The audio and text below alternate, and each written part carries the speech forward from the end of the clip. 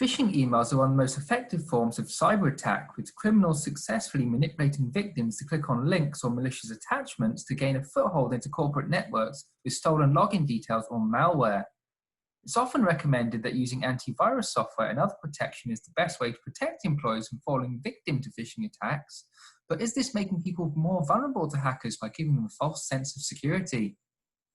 I'm Danny Palmer. This is ZDNet Security Update. With me to discuss the countering phishing scams is Dr. Mona Rashidirad, lecturer in strategy and marketing at the University of Sussex Business School, and Hamid Shahbaznezhad, senior data scientist in the industry at the University of Auckland. Thanks for joining me, both of you. So first of all, what are some of the typical phishing scams that target businesses? Right, yeah, thank you very much for inviting us to this interview. As you know, phishing is a social engineering attack. Phishing scams are basically particularly designed to bypass technical countermeasures by using emails, social networks, search engines, mobile apps, and they try to convince the individuals by creating a sense of fear of loss or urgency or importance, and convince them to click and to visit a bogus website, which would lead them to harvest their personal or sensitive information, such as, for example, their bank account details, their credit card details, or any other sensitive information they've got. So the impact of phishing scams on businesses could be quite devastating. Well, it could be negatively impact on their brand, and it also could sabotage millions of dollars in market capitalization. In this particular research, we focus on phishing attacks in form of email phishing, and we adapted a socio-technical perspective to consider all individual technical or technological and organizational factors that could impact on employees' intention towards clicking on phishing attacks. So, yeah. You mentioned the psychological element there. How does that work? How do attackers suppose manipulate people into clicking on these links in phishing emails, or downloading attachments, or even opening these messages in the first place? Actually, the main elements that we try to understand is based on the organizational context. We look at the phishing attacks to the organizations, not just the individual behavior. So we take the behavior intention approach to examine the phishing attacks in the organizational context. And as Mona mentioned, the basis of our research is based on socio-technical theory, and we believe that there should be a harmony between people, organizational process, and organization technical subsystem. So once we say technical subsystem, we mean devices, tools, techniques that is used in organization for generating value, for generating money. And then we try to understand the technical subsystem, the employee's behavior, the human behavior toward the technical subsystems. We try to study it with a theory that is called deterrence theory, that is about explaining security control that monitors employee. And we talk about social subsystems, and social subsystems are related to the employees, customers, suppliers, knowledge, skills, attitude, values, needs, regulations, whatever that are inside the social subsystem that company or organization try to manage the internal resources and external stakeholders. So in social subsystems, we try to understand the individual and organizational factors. So we use 3 different theories to understand these individual and organizational factors. If I want to ask your question directly, so once attacker to try to actually design a phishing attack, they can attack from one of the weaknesses that it may be embedded in the technical subsystems or in the social subsystems. So manager of the organization should understand all these elements and pay enough attention to them. For example, in deterrence theory, we try to understand the security countermeasures that it impacted the employees' intentions to analyze and detect the phishing attacks. And I, as an employee, I face a phishing attack. If there would be some security countermeasures designed by the security managers, so, and they inform me there would be some trainings about it. So actually, I know that there might be some phishing attacks in the organization. Or, for example, with another theory inside the organizational subsystem, we mentioned the protection motivation theory. So I, as individual, try to appraise the threat. For example, I see a miscellaneous email, and then I try to understand that if it might be a phishing email or it's like a normal email. So actually, I do a phase of threat appraisal, and then there is another phase of coping appraisal that we explained it with protection of the motivation theory. And there is another one that is called theory of planned behavior. It's about the subjective norms, the norms that are in the organization toward facing different threats or facing new things that we haven't faced before. There is another element called attitude toward the behavior, and there is another one. It's called attitude toward compliance. So there are very minor specific elements, behavioral elements that we need to consider in the phishing attacks as a manager of a company. And the last theory that we try to understand in this study, it was the habit theory. The habit theory is about referring to non-intentional automatic behavior. It's against deliberately rational behavior. So it means that when I face an email, I just open it like based on my daily works. I just click on something that I thought it might be something relevant to my wages, my I don't know, my organizational tasks, and it is designed, it is engineered that I show some specific behavior, but actually is a trap for me. So we need to understand all these elements before we design a system or before we ask our employees to behave properly in regards to the phishing attack. So what are some of the common ways in which businesses are currently trying to prevent employees falling victim to these phishing scams? Because as you mentioned, in some cases, it's an automatic response to opening an email, and that sort of behavior can be tricky to manage. Yeah, absolutely. So, you know, cybersecurity is among one of the biggest concern of organizations nowadays, and organizations realize that this threat, and they started to invest on their cybersecurity or their security safeguards.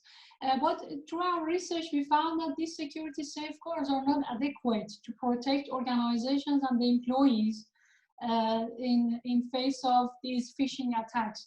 Organizations also use some security countermeasures to protect again the employees against these phishing attacks and safeguard them.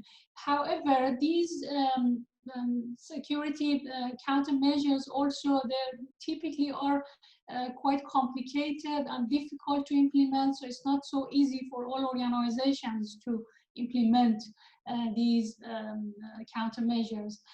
Also, there are some organizations, they use anti-phishing, for example, tools or anti-scamming tools, which could help them to further protect their employees against these phishing attacks. But again, what is important, or what is the shortcoming of these technological tools, is that they still requires human intervention to distinguish between a genuine or a legitimate email from a phishing email. Also, some organizations try to develop or try to offer some training and educational programs, such as, for example, simulations, exercises to teach employees how to behave in facing phishing attacks and how to protect themselves and not falling victim. They also, some practitioners and businesses also develop some, for example, games, educational games, or graphical cartoons to mimic the real phishing attacks and helping employees, especially those vulnerable employees that they might fall victim of these phishing attacks, to protect themselves. And that particularly is the focus of our research, is to highlight the importance of having educational and training programs. And these programs shouldn't be limited to specific technological countermeasures. It should be much more wider, and it should be more comprehensive to encompass, as Hamidreza said, to encompass all human, organizational, and technological aspect of a phishing attacks which could impact on individuals. Is there a risk for organizations that if they rely too heavily on the technological aspect of this rather than the psychological aspect, it could put employees at additional risk? Because if an employee or person thinks that I am definitely going to be protected from whatever, they're going to act in a different way than if they had to really consider themselves what could be a phishing attack and what might be safe. Yeah, as Mona mentioned, there should be some training specifically about emails, about how to behave toward the emails, as we do have it currently in the organization that I work. So they need to provide the employees about different type of phishing attacks, and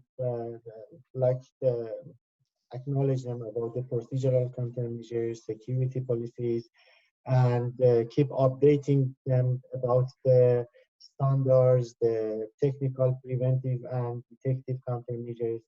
So they inform the employees that we are actually designing some steps for facing the attacks from the technical perspective, and from social, individual, and organizational perspective. We expect you that you take the cautious once you see some emails, or for example, if you see some email that it's a little bit strange, or it's a little bit how can I say suspicious email, so we need to take extra steps to report that email to the security center. And this training should be repetitive, so some employees actually may forget about this behavior and based on their habits. So these training programs actually shouldn't be just like some sessions that is happening in half an hour or once in a year. So we should actually appraise the employees on and on, like once a week or once a fortnight, with the pre-designed attack that is done by the internal IT team. And then with those emails, we inform them, look, we didn't pay attention to this email because of ignoring this kind of security countermeasures. So this, we believe that this training program should be designed well, and it should be continuously implemented in the organization.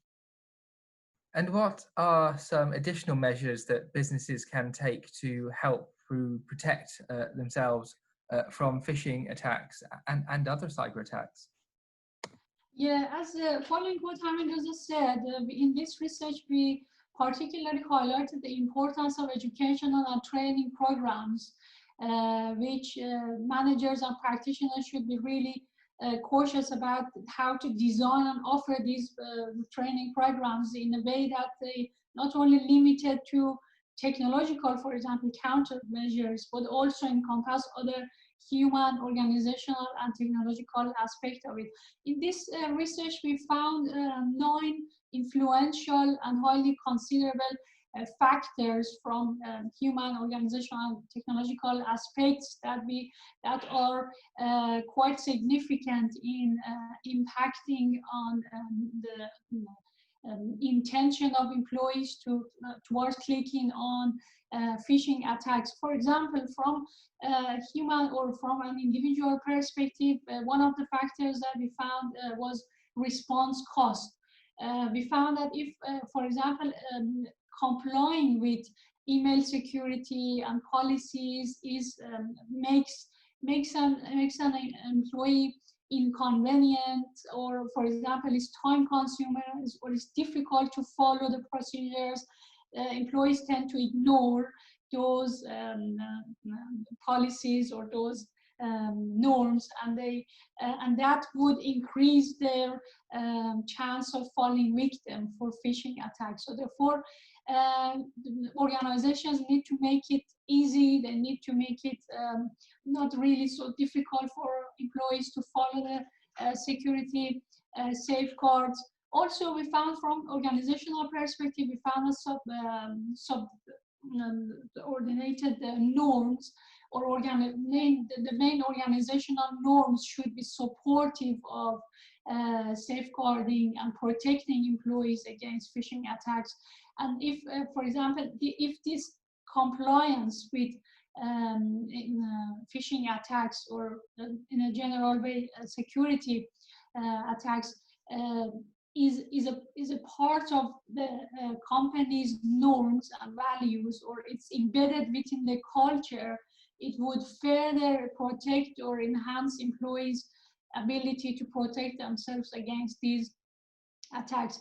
From a technological perspective, as Hamidreza said, we found two particular factors, or which are detective and protective countermeasures, which basically we suggest managers and practitioners to enhance their capability of monitoring and tracking the employees, and also implement and design some control factors, control countermeasures to protect the employees. For example, such as some anti-phishing attacks, or some, for example, email proxies, or lots of other technologies available to organizations. So therefore, organizations should be really equipped with not only focusing on the technological countermeasures to protect the employees, but also have a more comprehensive and holistic perspective on all influential factors could impact on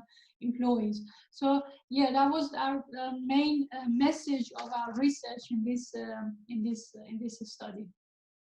And finally, what are some things that individual users, employees, can do to help protect themselves from phishing attacks, especially when they can be so hard to spot because they are so well designed nowadays? Yeah, I just give you some examples, some actual examples, to not talk so much academics. Based on my experience, for example, when I receive an email, I look at that if there would be any strange or mismatched sender address. So they might change a little bit of the email address to be close to the organization email address, or the like famous organization email addresses.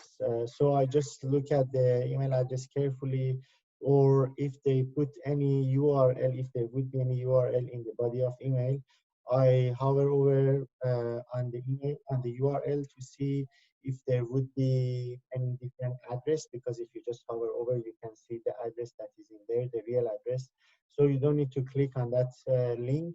You can just move your mouse and look at the address that is showing, to see if the same address or this is a different address. And usually these phishing URLs, the